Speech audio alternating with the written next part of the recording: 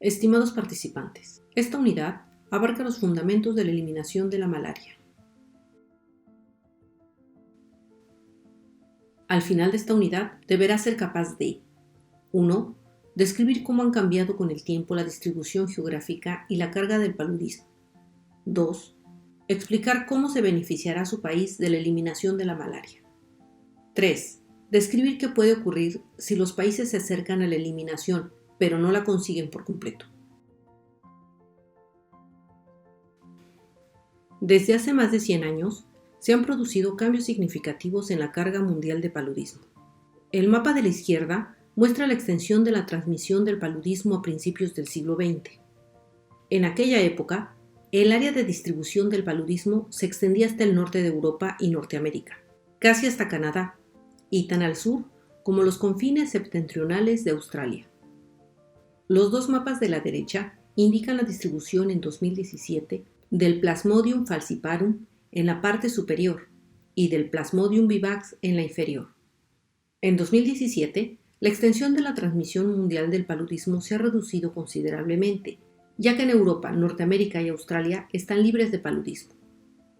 Este importante progreso, debido al aumento de la cobertura de intervenciones eficaces contra el paludismo y al desarrollo socioeconómico, ha hecho que se reconozca cada vez más el potencial para eliminar el paludismo de muchos países del mundo. Repasaremos brevemente algunos hallazgos clave de la investigación que han contribuido a la lucha contra el paludismo. El parásito del paludismo fue identificado en 1880 por Lafrance en Argelia. En la India, Ronald Ross descubrió que el parásito lo transmitían los mosquitos anófeles en 1897. La comprensión del papel de los mosquitos en la transmisión de la malaria condujo al desarrollo de técnicas que ayudaron a algunos países de Europa a eliminar la malaria antes de la Segunda Guerra Mundial y redujeron en gran medida la carga de malaria en Europa y los Estados Unidos de América.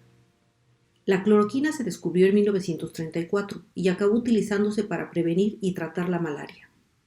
Las propiedades insecticidas del DDT se descubrieron en 1939. En los años 40 y principios de los 50, la adopción del rociado residual intradomiciliar RRI con DDT y poco después con otros insecticidas de acción prolongada condujo a éxitos espectaculares en el control de la malaria en algunas zonas de Sudáfrica, América, India, el sur de Europa y la antigua Unión Soviética. También fue en esa época cuando se utilizó por primera vez la primaquina, 1946, para tratar y prevenir las fases del paludismo que persisten en el hígado. La artemisinina se descubrió en China en 1972. El descubrimiento de la artemisinina cambió radicalmente el panorama de la lucha contra el paludismo. Se pasó de los fármacos antipalúdicos basados en la quinolina a los TCA debido a la aparición de parásitos resistentes a los fármacos de quinolina, es decir, quinina, cloroquina, primaquina y amodiaquina. En 1985 se realizaron los primeros ensayos en una zona rural de Gambia para investigar el impacto de los mosquiteros tratados con permetrina en la malaria.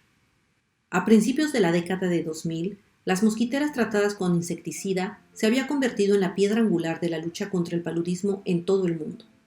Desde abril de 2001, la OMS recomienda el uso de terapias combinadas a base de artemisinina, TCA, para tratar la malaria, y estos medicamentos se utilizan en todo el mundo. En la diapositiva anterior, vimos cómo los resultados de la investigación han guiado las estrategias y políticas para el control y la eliminación de la malaria en diferentes momentos. En esta diapositiva repasaremos varios hitos clave en la lucha contra el paludismo. En 1955, con el respaldo de la Asamblea Mundial de la Salud, la OMS lanzó el Programa Mundial de Erradicación del Paludismo, PMEP, como su segunda iniciativa de erradicación después de la viruela 1. Durante este periodo, Granada se convirtió en el primer país, 1962, en ser certificado como libre de paludismo. Tras la finalización del PMEP en 1969, la OMS recomendó a los gobiernos nacionales que evaluaran sus programas contra el paludismo para determinar si podían lograr la erradicación a corto plazo o si debían considerarse programas de control. El lanzamiento de la iniciativa Hacer retroceder el paludismo en 1998 y la creación del programa Hacer retroceder el paludismo en 1998 por parte de la OMS, UNICEF, el PNUD y el Banco Mundial atrajeron una mayor inversión financiera en el control del paludismo. En el 2000 tuvo lugar la Declaración de Abuya, en la que 189 jefes de Estado adoptaron la Declaración del Milenio, destinada a mejorar las condiciones sociales y económicas de los países más pobres del mundo para 2015. En 2002, se creó en Ginebra el Fondo Mundial de la Lucha contra el SIDA, la tuberculosis y la malaria, el Foro Mundial, como una organización de financiación internacional. Una asociación público-privada destinada a atraer, movilizar e invertir recursos adicionales para acabar con las epidemias del VIH-Sida, tuberculosis y malaria, con el fin de apoyar la consecución de los Objetivos del Desarrollo Sostenible establecidos por las Naciones Unidas. 3 años más tarde, se lanzó la Iniciativa del Presidente contra la Malaria, PMI, como una iniciativa del gobierno de Estados Unidos para controlar y eliminar la malaria, una de las principales causas mundiales de muerte prematura y discapacidad. Ese mismo año se produjo la Declaración de Tashkent, un compromiso de acción firmado por los ministros de Sanidad de 9 países europeos. En abril de 2016, la OMS declaró que la región europea había logrado un hito importante. Los 53 países de la región informaron de una transmisión autóctona cero de la malaria durante al menos un año. La Declaración de Tashkent fue decisiva para este logro. La Estrategia Técnica Mundial contra la Malaria 2016-2030 fue adoptada por la Asamblea Mundial de la Salud en mayo de 2015. Aprenderemos más sobre esta estrategia en la Unidad 1. Este es un resumen de los 38 países y territorios certificados por la OMS como libres de paludismo. Tras el inicio del Programa Mundial de Erradicación del Paludismo y hasta casi 20 años después de su finalización en 1969, 27 países y un territorio de ultramar eliminaron el paludismo y recibieron la certificación de la OMS. Sin embargo, en las 2 décadas siguientes, que abarcan de 1988 a 2006, ningún país obtuvo la certificación de la OMS, aunque muchos continuaron sus esfuerzos para lograr la eliminación del paludismo. La sequía se rompió en 2007, con la certificación de los Emiratos Árabes Unidos, y hasta la fecha se han certificado otros 12 países. En 2021, uno de los países más pequeños del mundo, El Salvador, y el más poblado, China, fueron certificados como libres de paludismo. La certificación de estos 40 países y territorios se consiguió con mucho esfuerzo y representa un importante logro en materia de salud pública. Aunque cada país tenía un conjunto específico de retos a superar, todos los países que han sido certificados como libres de malaria compartían una visión en común, un liderazgo fuerte y el compromiso de liberar a su país de una enfermedad que mataba a sus ciudadanos y deprimía sus economías. Entre 2000 y 2015 se observaron mejoras notables y sin precedentes en la situación de la malaria a nivel mundial. En aquel momento, el Informe Mundial sobre la Malaria 2016 estimaba un descenso del 37% en la incidencia de casos de malaria y una caída del 60% en la tasa de mortalidad por malaria en comparación con los niveles de 2000. Aunque las estimaciones de la incidencia y la tasa de mortalidad se han revisado un poco desde el Informe Mundial sobre la Malaria de 2016, los decesos durante este periodo siguen siendo evidentes. Las mejoras generales en el desarrollo y otras intervenciones sociales y sanitarias probablemente también contribuyeron a estos decesos, pero los análisis estadísticos muestran que las intervenciones contra la malaria, en particular el control de vectores, desempeñaron un papel importante en la creación de decesos sustanciales. Desde 2015, los progresos no han continuado y en la actualidad el mundo está fuera de camino para cumplir los objetivos de reducción de la mortalidad y la morbilidad por paludismo fijados para 2030. Además de la reducción de la carga del paludismo descrita en la diapositiva anterior, un número creciente de países se está acercando a la eliminación de la enfermedad. Este gráfico muestra el número acumulado de países que han alcanzado niveles muy bajos de casos de malaria durante el periodo 2010-2020. La línea de base para estos gráficos es el número de países que eran endémicos de malaria en 2000. La línea amarilla representa el número de países con menos de 10.000 casos. Utilizamos este número para indicar arbitrariamente los países que se acercan a la eliminación. Este número ha aumentado de 39 países en 2010 a 47 países en 2020. El número de países que notificaron menos de 100 casos se muestran en naranja. Este número aumentó a 26 en 2020. La línea azul muestra que había 23 países con menos de 10 casos en 2020. Este gráfico muestra una mejora constante e importante en el número de países que se acercan a la eliminación con el paso del tiempo. A estos países aún les queda un largo camino por recorrer, pero creemos que probablemente puedan alcanzar el estatus de libres de malaria en los próximos 10 a 15 años. Por lo tanto, no es casualidad que en 2015, justo cuando empezábamos a reconocer realmente los beneficios de ampliar nuestras intervenciones contra la malaria, la OMS publicara la nueva Estrategia Técnica Mundial contra la Malaria 2016-2030.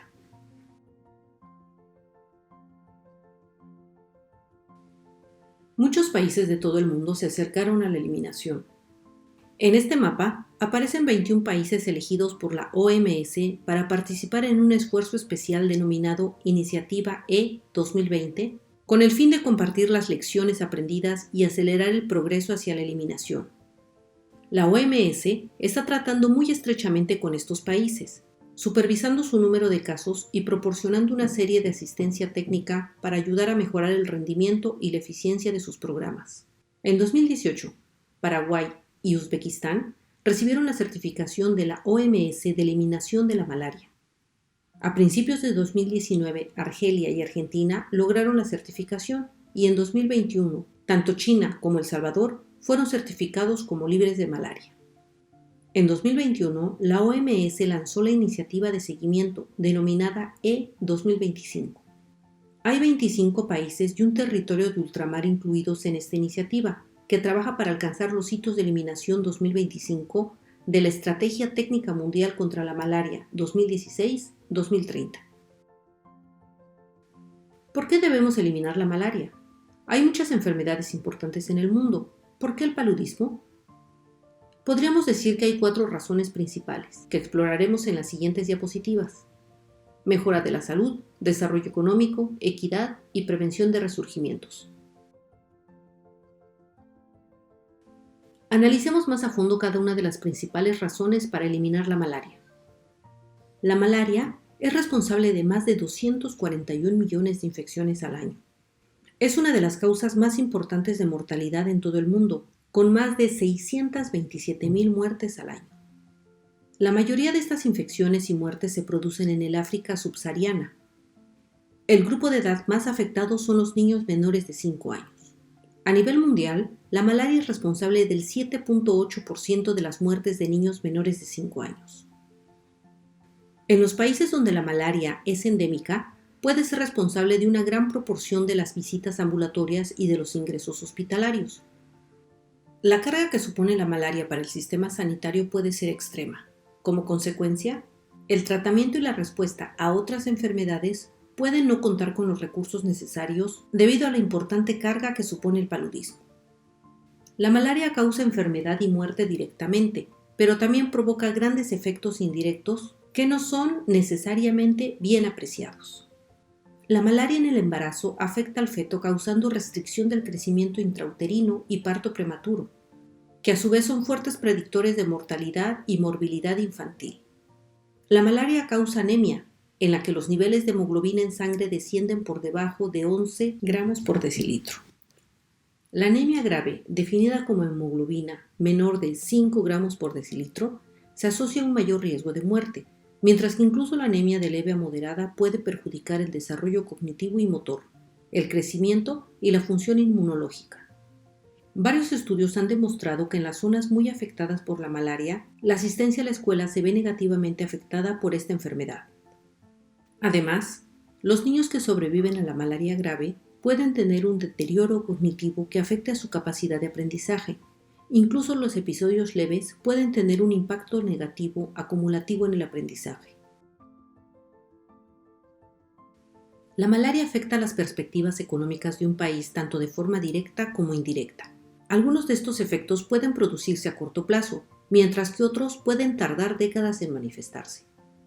Los países que sufren un alto índice de muertes a causa de la malaria salen perdiendo por la reducción de su futura mano de obra. A corto plazo, la población en edad de trabajar es menos productiva debido al tiempo perdido por estar enferma o cuidar a un familiar enfermo.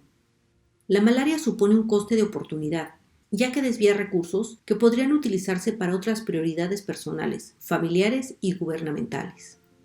En particular, las familias corren el riesgo de empobrecerse a causa de la malaria, ya que aumenta el gasto de bolsillo en tratamientos y también reduce los ingresos si se pierden días de trabajo por estar enfermo o cuidar a un familiar. La malaria afecta indirectamente a las economías al desincentivar la inversión de las empresas en su país. La malaria también puede hacer que los trabajadores sean menos productivos debido a las deficiencias derivadas de infecciones graves o repetidas de malaria.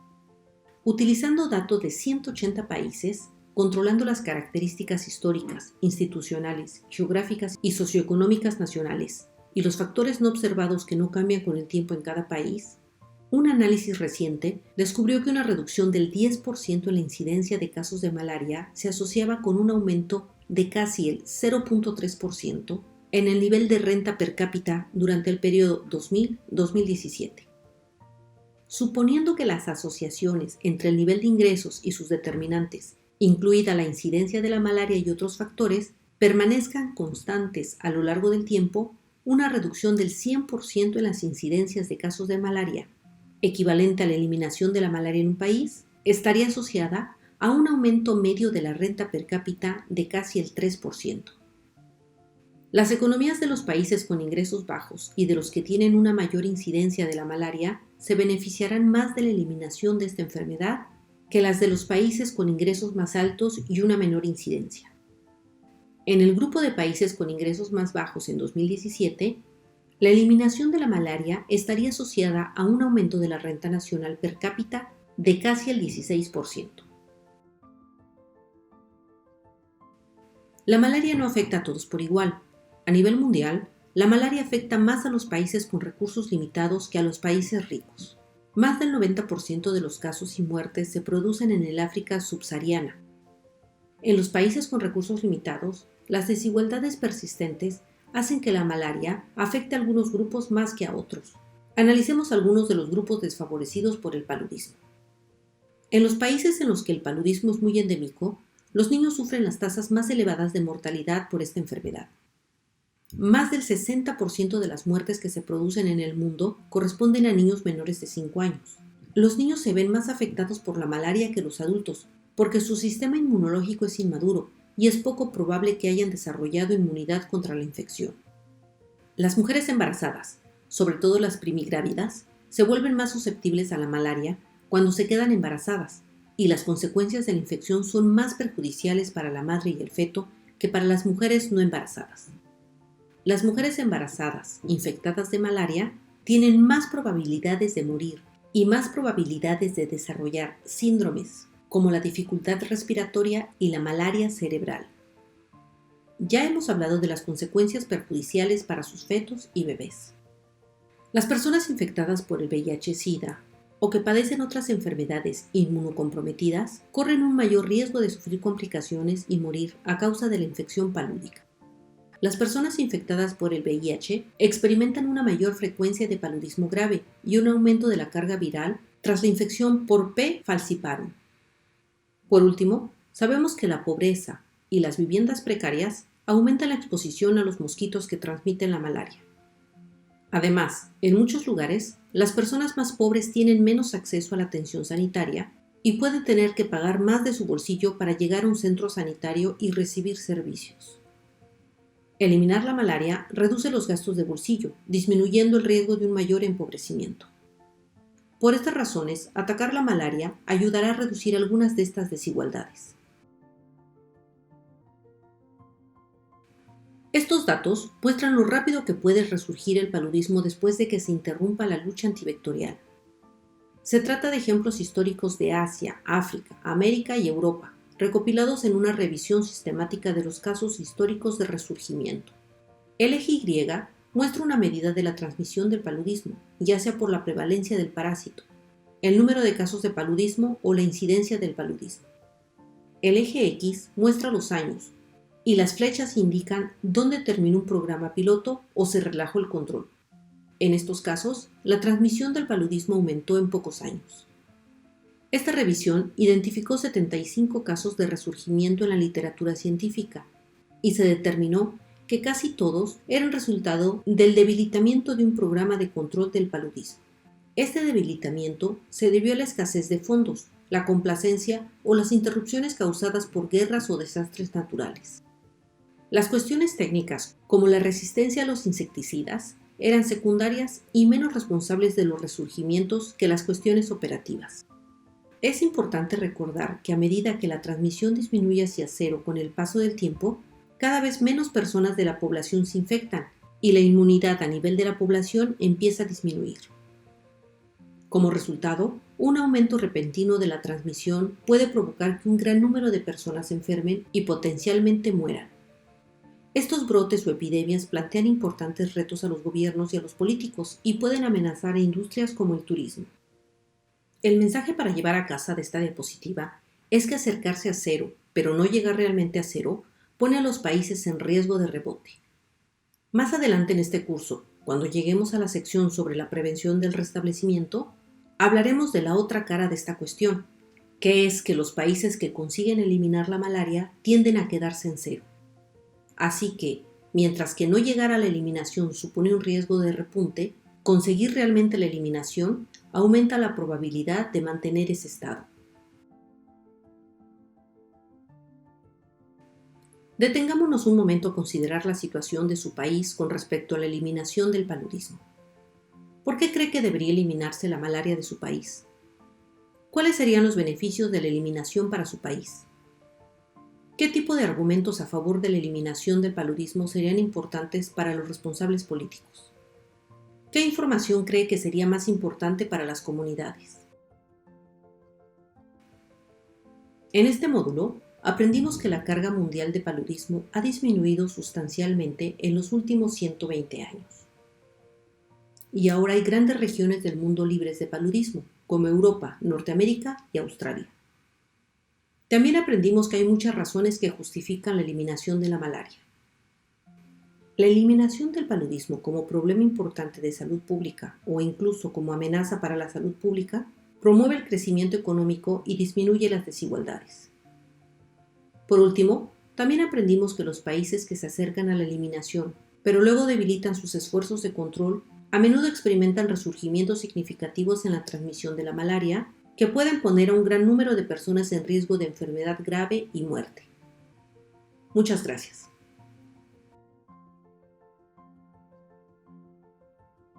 Se utilizaron estos 3 documentos como base para el desarrollo del curso. Uno es el Marco para la Eliminación de la Malaria, publicado en 2017.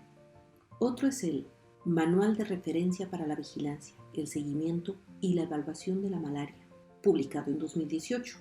Una tercera son las Directrices de la OMS para la Malaria, publicadas en 2021. Aquí se enumeran los materiales básicos utilizados en esta unidad.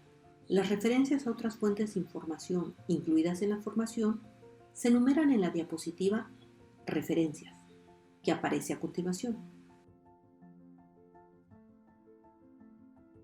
Puede acceder fácilmente a las directrices de la OMS sobre la malaria, junto con los datos del Informe Mundial sobre la Malaria, a través de su dispositivo móvil descargando la aplicación WHO Malaria Toolkit de Google Play o Apple Store.